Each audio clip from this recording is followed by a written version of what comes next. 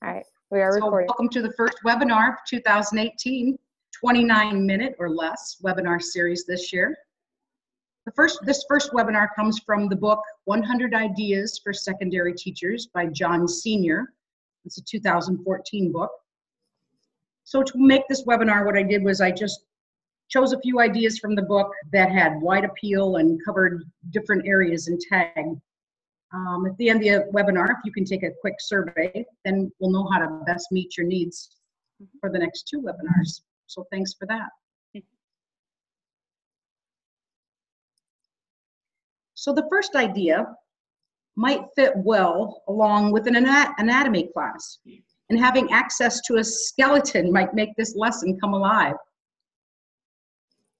This fits really well with AIW, authentic intellectual work.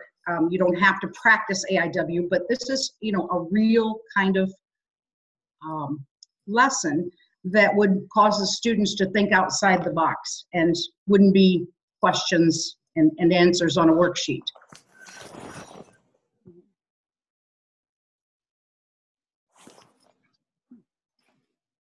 Another thing about this slide is it might be interesting to discuss superheroes.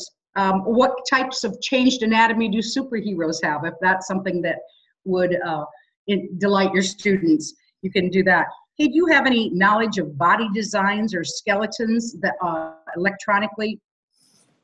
There are, there's a lot of 3D stuff now. There's some 3D, AutoCAD and online stuff where you can make things and then in a 3D mode. So you could definitely make a skeleton in a 3D mode or apply that to a building. What are the minimum requirements of a building? I know somebody here in Central Springs has one that they use all the time, and it's very, it's definitely scaled. So if it's 2 feet by 6 feet, it's 2 feet by 6 feet. It's actually, and then you have to put something in there, and then it's really scaled to the appropriate measurements. So that's a really nice one too. But yeah, AutoCAD, any kind of those 3D rendering is really cool. And then you can even make it on a 3D printer if you wanted to. And I just think of the old skeleton hanging in the science classroom too, Yeah. And I think that this is really imaginative for students. If they had an extra bone in their foot, they could jump higher or something like that. Maybe something like that would help them. So let's move on to the next idea that I chose. So the next idea where teachers can encourage critical and analytical thinking by assigning the students a task of creating a response to a problem, allowing, encouraging, even insisting that the students' work be self-directed. This is the story of John Bard, and I like how they paired it with something creative, give the students 12 unrelated random objects. And when I think of that, I think of, a paper clip and a paper towel holder and a roll of tape and, just things that you might have in your classroom, and have them build something to solve a problem. It can be really random. The problem of not getting to class on time, the problem of scooping your sidewalk. It could be really random kind of issues. And just ask them to create something that is going to help solve that problem. It really puts them in the creative mode and critical thinking mode that everything has to have a reason in it, and every choice has to have a reason behind it. This fits really, really well into science.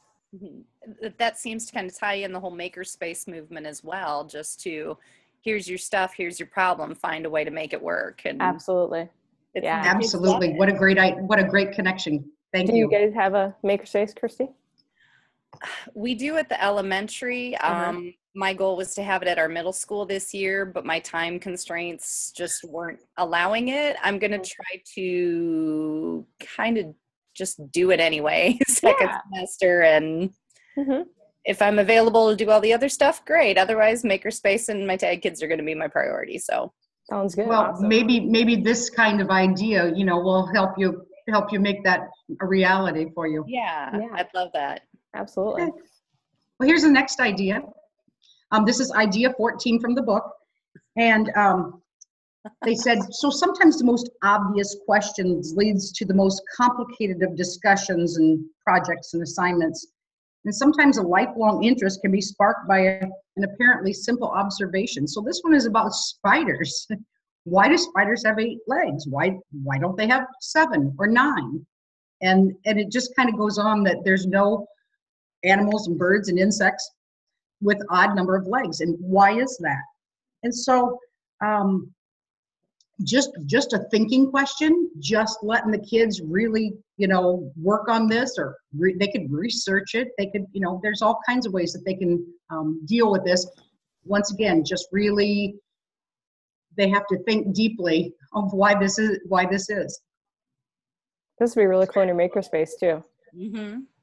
Yeah, coming up with a creature that has an odd number of legs. There you go. And how it would walk, and Yeah. how it would, I don't know, maybe it's because of balance, but yeah, something like that. Yeah, absolutely.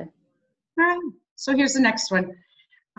This one's idea 35. I just went with really kind of wide appeal kind of ideas. I modified this slightly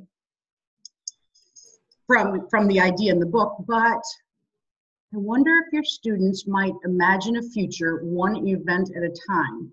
If a teacher would make a timeline and the students would choose something, it could be something in their lifetime, just from now, when they were born, or approximately when they were born, 100 years, and something in their lifetime that would be a significant advance or turning point.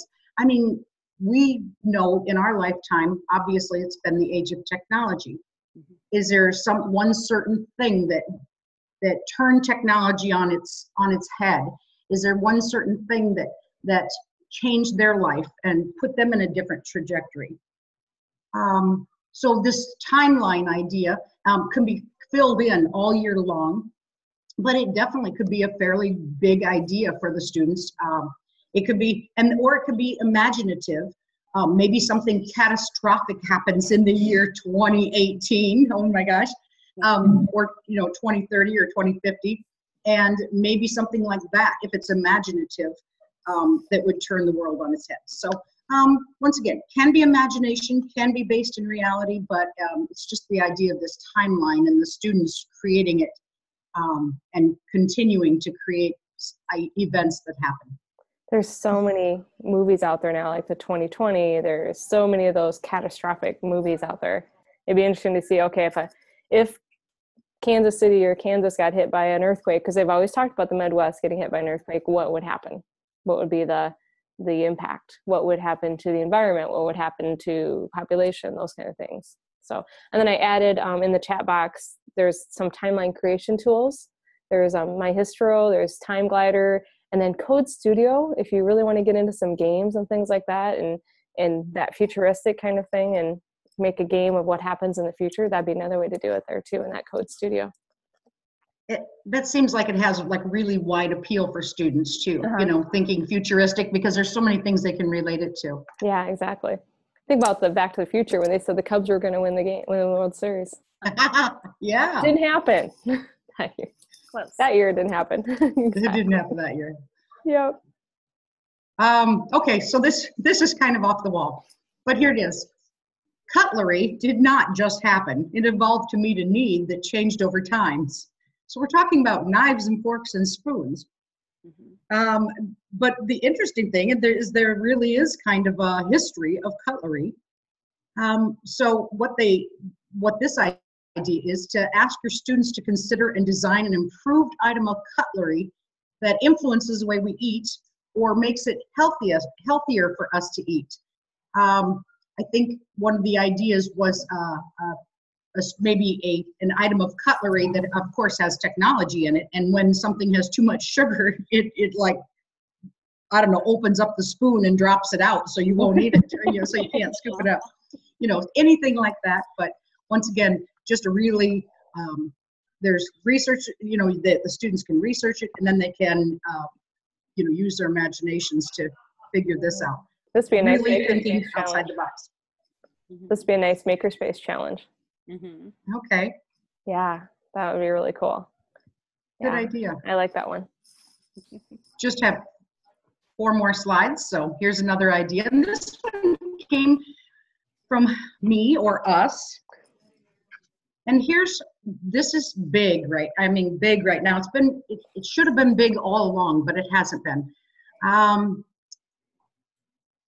Asking questions and getting the students to ask questions. Yeah. In social studies, they are called compelling questions, and maybe the teacher can ask that compelling question, but the idea is to get the students to be asking questions too. Essential questions, conceptual understanding, fact questions, big questions, whatever they are, one of the real big pushes right now is to get students to ask questions and teachers to ask bigger questions, better questions that really make the students dig deeper. If you haven't seen Mystery Science, mysteryscience.com, it focuses every lesson around an essential question. Why are polar bears white? And then it goes through the unit. Why are there seasons? And then then there's a thing called Mystery Doug. Mystery Doug, every Sunday, he posts a new video about, for example, why is snow white? And then he explains why snow is white throughout that video. And then they let kids vote on the next week's questions. So they get 3 new questions from kids that say, why are polar bears white? Or whatever the questions are. It's really cool. The kids love it. Absolutely love it. And what is this called, Kay? Mystery Doug and Mystery Science. Okay. They're both. Mystery Science is not free. You can get free for like a year. Mystery Doug is free. The Mystery Science is free for a year, and then after that. But it's really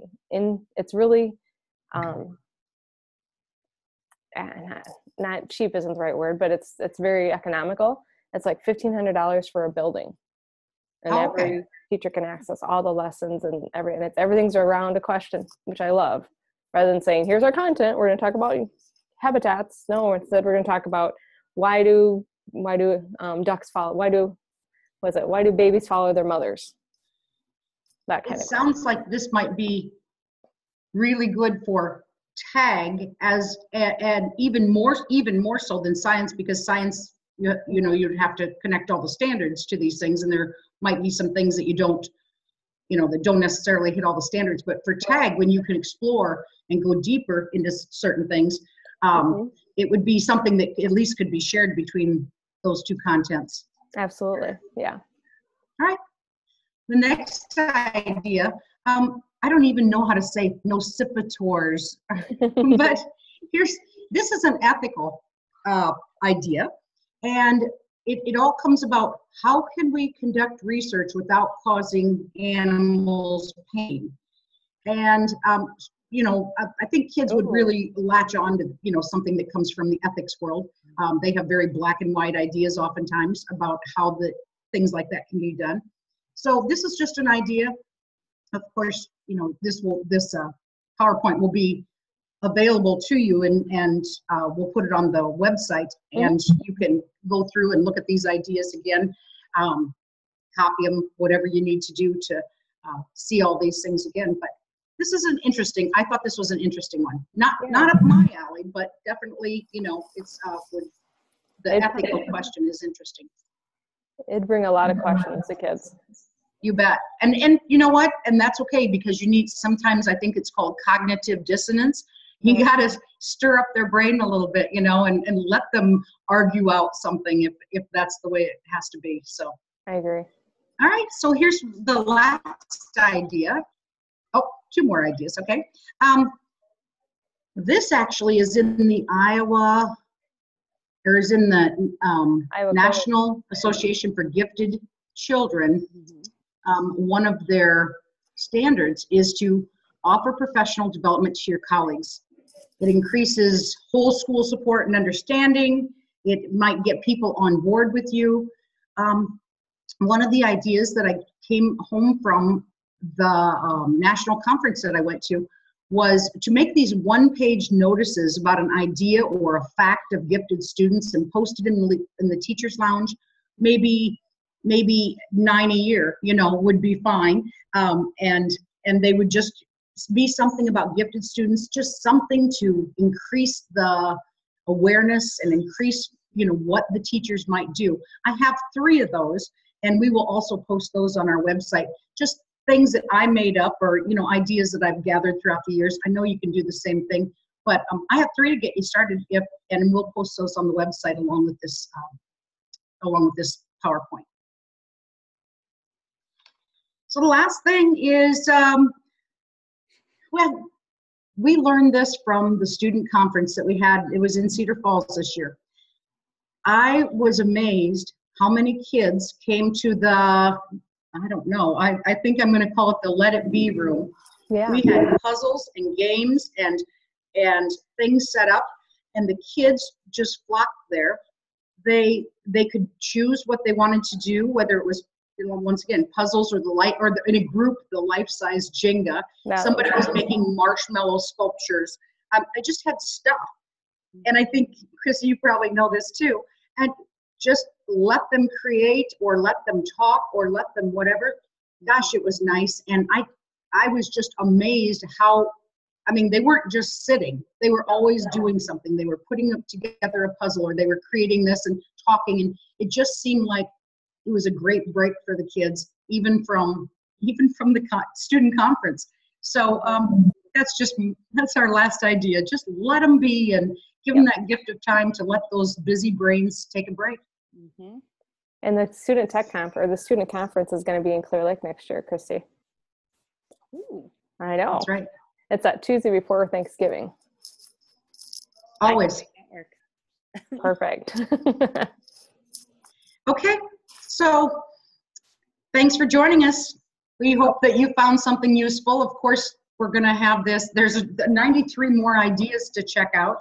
Here's the book, a very, very simple little book from John Sr. about something for secondary teachers. We're going to have another webinar, and that is going to be on another book that's on differentiation. That's under works right now. And the third webinar is going to be in March, and that is going to be ideas that I brought home from the national conference. So there's some interesting little tidbits too. We're going to keep them short. We're going to keep these webinars short. Hopefully they'll be useful to you. We'll post them all online when we're done. Thanks for joining us this morning, bright and early. I put the survey in the chat pod for you, and if there's anything else that you need, let us know, okay? All right. Thank you so much, you guys. You bet. Thank you. Have a great day. Thanks, Christy. Stay safe. Stay warm. Yeah, right.